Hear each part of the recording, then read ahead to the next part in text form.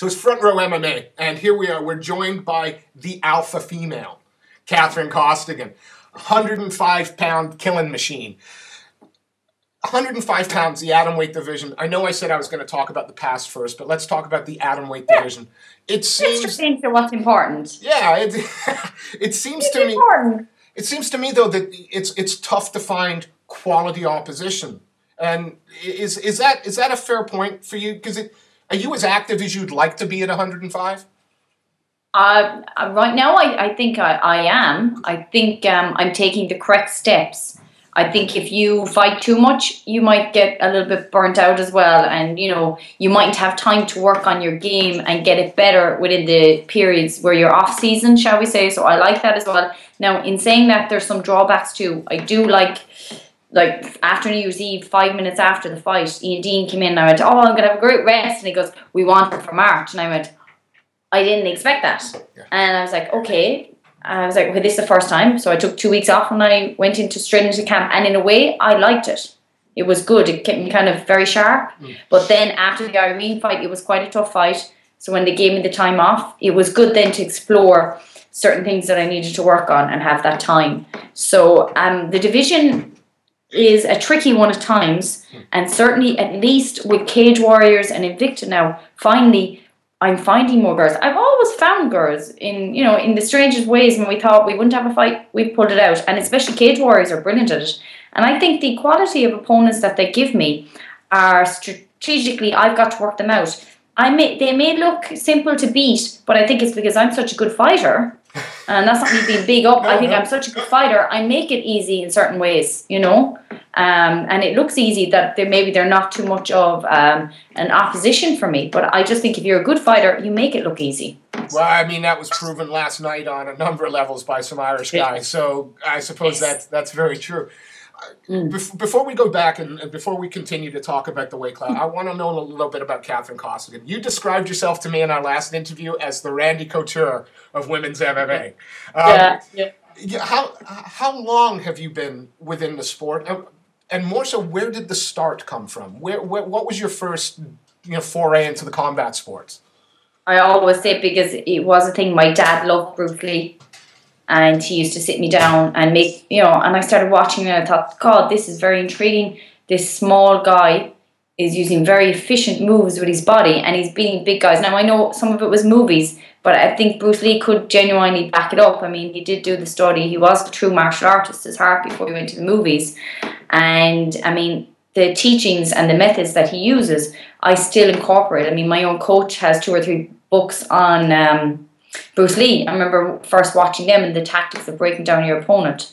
So I remember Dad showing me that, and he used to always mess around with me. He thought he was Bruce Lee and I thought I was Jean-Claude Van Damme, and we jump around the kitchen like mad people. And I had a brother as well, and we used to beat the living crap out of each other, in the nicest way. But I got very tough very fast because I hung around a lot with boys.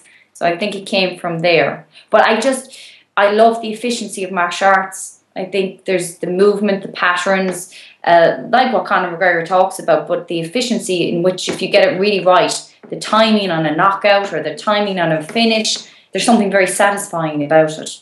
And so you started with, you're looking at Bruce Lee and you described yourself as Jean-Claude Van Damme. What was your first physical taste of, martial arts competition? Was that in the kitchen with your dad and brother, or where did you go to train? Well, that would be the mess around, but I think when I found Dermot McGrath's club, and back then it was called Black Sun Martial Arts, which is quite cool. Yeah. Black Sun. Whoa, that's a good name. Yeah, I'm gonna be Black Sun. And eventually he changed it to Pancration. But I remember walking in the first night and it was me and about 14, 15 boys between the ages of probably 14, 20-ish, and there were some men there as well. And they kind of were like, this is a girl coming to train. And I went with my friend at the time, and she only lasted 1 class. She didn't like it. But the minute I hit the pad, I was like, oh, this is for me. And over that course then, Dermot, I think, saw potential in me. He started building me, and he used to line up all the boys, and I used to kind of points fight them, a bit like what you're seeing now coming through from Greg Jackson's guys and how the points fighting, Machida, that style. I used to do that style. And I remember beating the boys one night. Every boy I beat because I knew I had to beat them with smarts and speed, and that's what I tried to do, where they would just come in and kind of lash and try and defeat me as fast as possible. And I know they were determined not to have me there, but by the end of it, they were all gone, and I was still there, and I was made a black belt. So. You said that, you hit the pad and you were like, oh, I like this. Does that mean, has that translated into the MMA career? Would you prefer, because your last win was a beautiful armbar. So do you prefer getting a knockout? Do you prefer punching people in the face? Or are you happy a fight is organic and wherever it goes? What do you prefer? I do love the efficiency of striking. I did start as a striker, as a points fighter, and I love that. And, some days I just want to go and hit pads and do that. And I really get a kick out of it. But when Dermot was changing over, he was watching Pride and he was watching the Brazilian Veiled Judo, and he was changing over to MMA, and he said to me, this is going to be big. And I know people laughed at him back then and thought he was mad. But they're all kind of eating their words now, and now they're teaching MMA. And it's really funny because some of them don't even have a clue what MMA is, but they're jumping on this whole hype wagon, I suppose.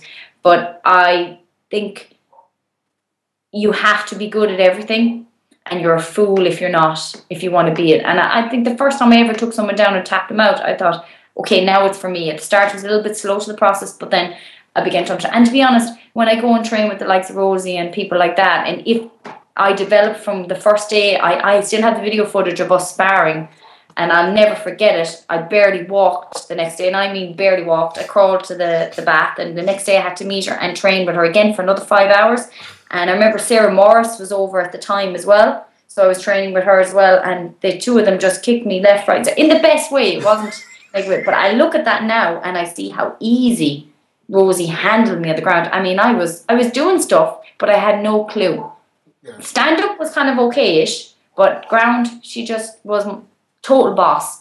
And I look back at it now, and now I look at the footage where Rosi and myself, up to the last time training, about a week before the last fight we were training, and the difference is beautiful. So for me, I'm comfortable everywhere.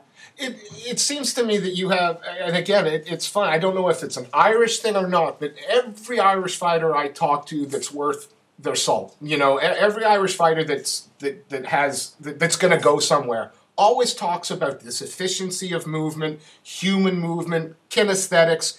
I thought the Irish just like to scrap. Where does that mental side of it come from, and why is it so prevalent in Ireland? I think possibly it would be down to our coaches and our system, to be honest. And I think Dermot and John Kavanagh were around back then at the same time, because John actually fought in some of Dermot's first MMA shows in Ireland that he ever held. Dermot held them, and John was in it and became a champion in it. And I think it's from them watching the styles. And Dermot was always into karate. I mean, he had high-level karate. He's a great black belt. And that's where I think it comes from. He studied so much, and we constantly study everything that's new. And I just always like to say, why is that person winning? Why is that person a champion?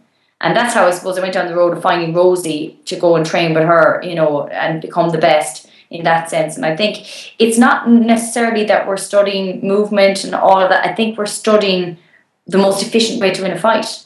Because it's fine getting beaten up and everything. And I'm proud of, like Peter Irving said to me, Catherine, I'm very proud of you in the Irene Cavello fight. Because Peter's really hardcore. He loves a good fight. He's like to me, oh, that was finished very fast. I was looking for a good 3 rounds. Why don't you do it like I do it? I stand there and I trade and I get hit. And I'm laughing with Peter. But he's like, I was dead proud of you in that fight. I really was. I thought that was a proper fight, Catherine. And I said, I enjoyed it. It was a proper fight too. I said, but I'd rather have a few fast ones as well. And he was laughing. But I think from all the coaches I've gone with, and now that their careers are over, there are certain ways they have learned, and they've learned from certain mistakes and stuff.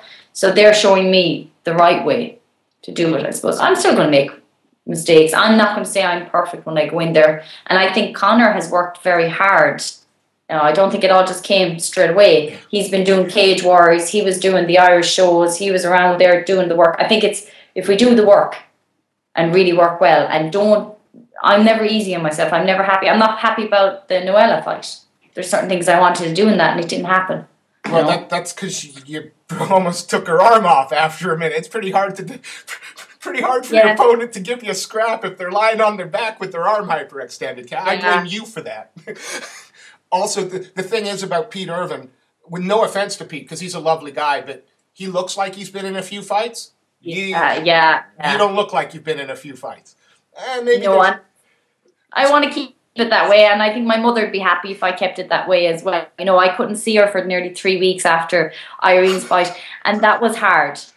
And it was hard. It was funny, but it was hard because I had to kind of lie to her and say, oh yeah, I'm fine, nothing happened. But, you know, my face was a wreck, and having people stare at you and all that, that's okay. But when you have kids stopping and looking at you, and I want to say, oh, I'm a cage fighter, it's okay. I wasn't by someone or gone in a fight. You know, it's hard sometimes, and friends or anybody next to me, they're kind of looking and going, are they beating you up? Or because I'm so small, people, and you know, I'm hanging with Dermot and he's like 6 foot something and they're giving him the evils. So I've got to ask, what was Mom's reaction when you said, I'm going to step in the cage the first time? Can you remember that conversation? With my mum, it's kind of, I tell her after. I love her, but I tell her after. It's like when I had the surgery on my neck, I never told my mother. I just went and did it. Because when I had my hip surgery, she was nearly saying prayers to every saint possible. And I think she would have been in the hospital bed with me. Now, if I told her I'm going to have spinal surgery, she would have been like, no. So I actually went and did it. And I told her a week after, I had a scarf around hiding the scar. And it must have moved when my dad hugged me. And she goes, oh, did you get a tattoo? And I what? You get a tattoo. I had spinal surgery. Oh, that's a thing. As long as tattoo. And I was like, okay, so I had major surgery, but you're okay as long as I didn't get a tattoo. But she's still upset with me cutting my hair. She's still not got that. Because I had me hair for years. Is Mom the is in the household? Is Mom the matriarch? Is it definite? Is there a hierarchy there? Yeah. I mean, I'm pretty tough, but I wouldn't mess with my mum. You know, if she says to go do something, I'm like, okay, Mum. So I think for her protection, she's never been at a fight, and maybe someday. I mean, if it was for a world title or something, I mean, I would love her to be at a fight. But I know she's so protective of me. She could jump over the cage, and you'll be interviewing her afterwards instead. after she's finished the opponent. That was fun. You know, we were talking, again, we're going all over the place because I just like talking, so there's no rhyme or reason to my questions. I know. It's fine. Let's go back a couple of weeks, because there was a big fight in the Atomweight division at Invicta. You had Michelle Waterson and Tamada. Did you watch that fight? And when you see those guys fighting for the title, does it light a big fire in your belly, or is it already there? I've been, any of the 105ers, every one of them, we track. We watch. We've been watching from day one. And of course, whoever's number one, you're going to watch a lot. Michelle, I've seen from years, even from the reality show Fight Girls. I watched that great show with Master Toddy. I know she's been trained by some really good people, and her background is kind of the same as mine. She started in it, like I started when I was 14.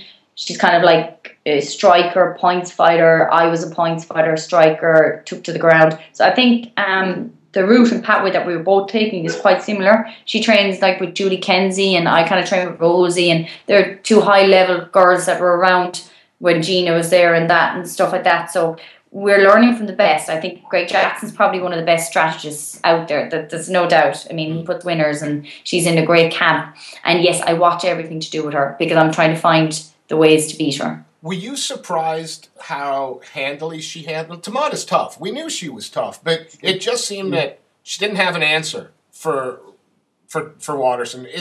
What is the answer for her? I'm not asking you to give a game plan away, I suppose, but is there a weakness there that people just aren't exploiting? I think we as fighters, nothing is perfect on the day. It can be perfect on the mats when you train. The last week of the camp, everything can click so good, but you have to still deal with the pressure of, okay, you're a world champion going in, you got to do 5 rounds, everybody's expecting you to win, they're expecting you to put the plan in, and you'll put the plan always, even with me, I'll put the plan into a certain amount, but I'll still make errors because the adrenaline kick, the nerves and everything. So what might look at like, oh, that's a big weakness there. It could have been just they got nervous and you forget things because we're all human and we forget things. So does Michelle have weaknesses? I'm sure she has everything worked really hard. She does everything, and whatever opponents are lined up to her, like I do, we do a little map of how we're going to beat them. But it doesn't mean they're going to come out the exact same person on the night. And I think all I can do, I've always said this about opponents, all I can do is look at me and how I can round everything off and try to answer every possible thing that will happen. But as Rosie said, it's an MMA fight, and that's what makes this such a massive sport that people are watching, because you can never, ever say someone's going to exactly win.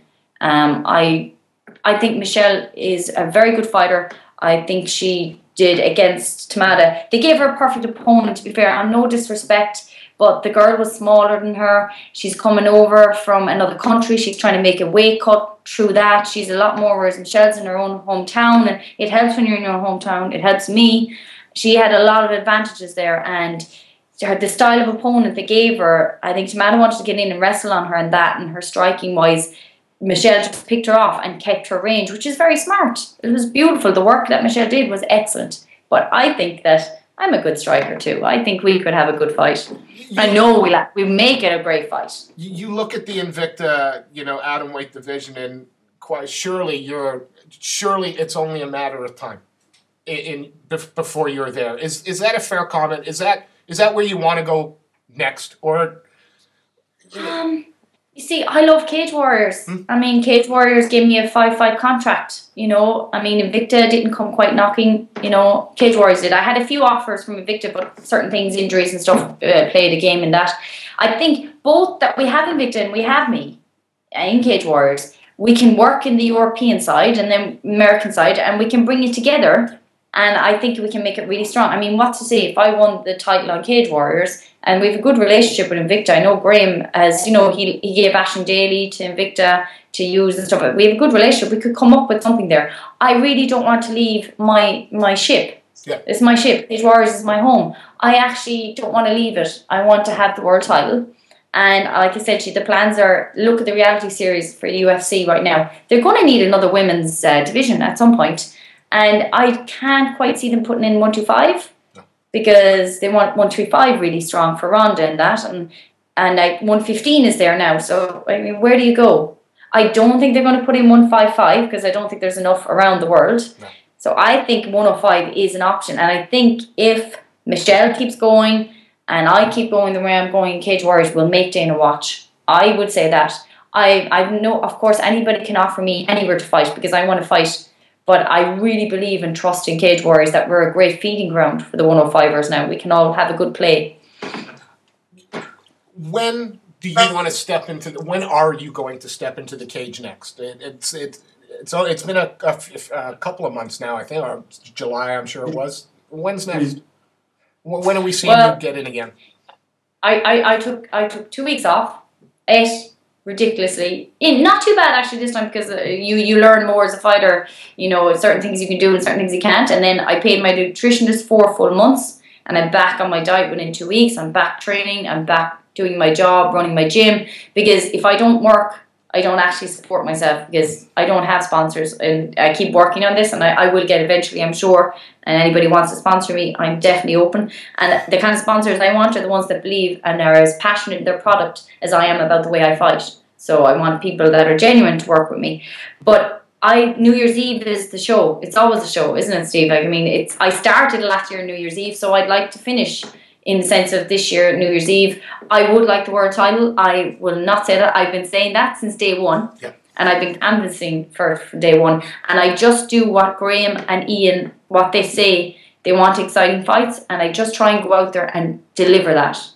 Well, if the last couple of performances are any indication, then you're also a woman of your word, because the performances have been good. Look, you've taken some time in the last few weeks. You're raising some money for charity. You're doing bike. Tell us a little bit about it.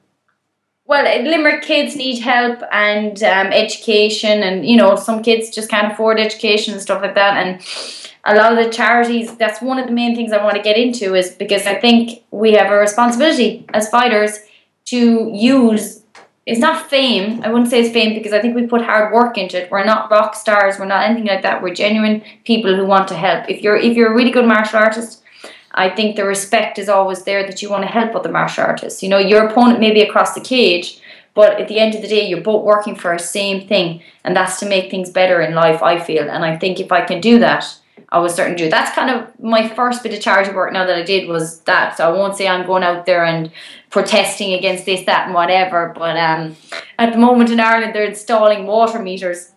And a lot of people are upset about that. So I might be protesting that now in 2 weeks' time. I don't know, with my friends from Cork. Who knows? They're all mad down in Cork. But in charity-wise, I grew up, you know, an average girl. We didn't have a lot of money. And I know with me, like Dermot was a great help in martial arts to make me strong and to push me really hard and to help me out genuinely. And if I didn't have that, often, you know, he wouldn't charge me all the money. And I've loads of martial arts coaches that I still go to that don't charge me anything to train with them. And that's kind of their way in helping me. So I'm like, if I'm getting that help, then I have to give it back in some way. I truly believe I'm going to give it back.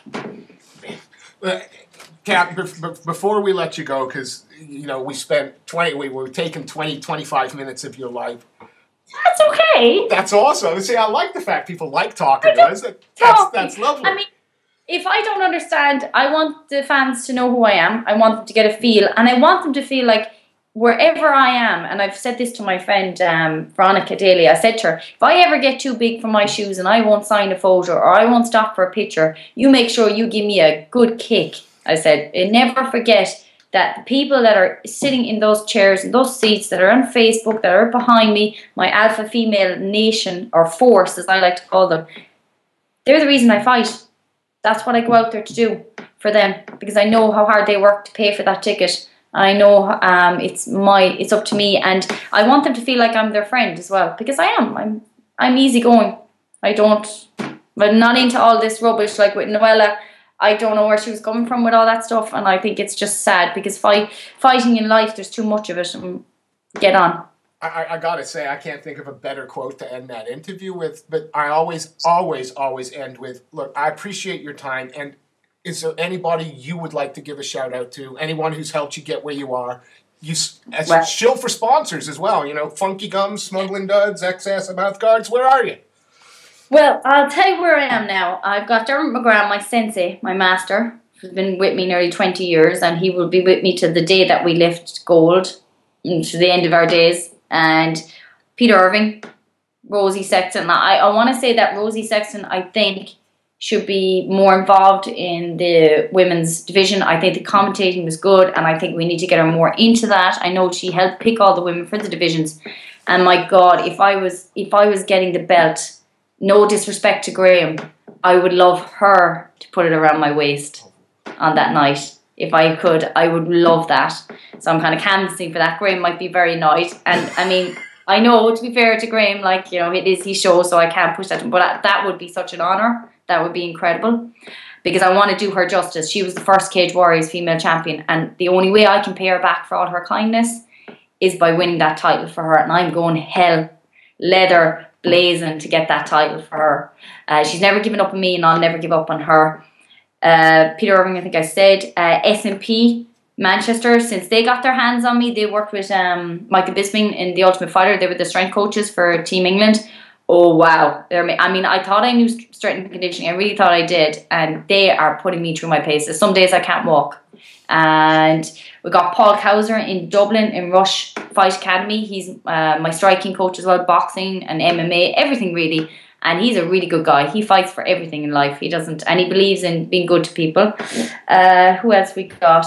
Mike Legg, my nutritionist. I mean, he's a great guy. He works with me. If I have any questions about, can I have that chocolate bar? It's usually no. But I can ask him at 2 in the morning and he'll respond, which is pretty cool.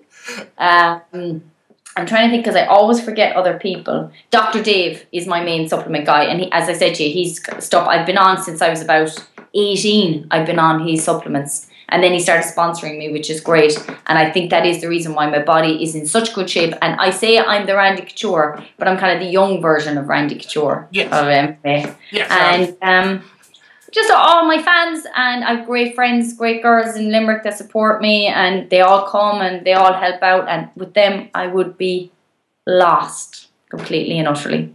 My friends everywhere. Kathy, and to you. Oh, thank you. Thank you. It's a pleasure. It's a pleasure catching up with you.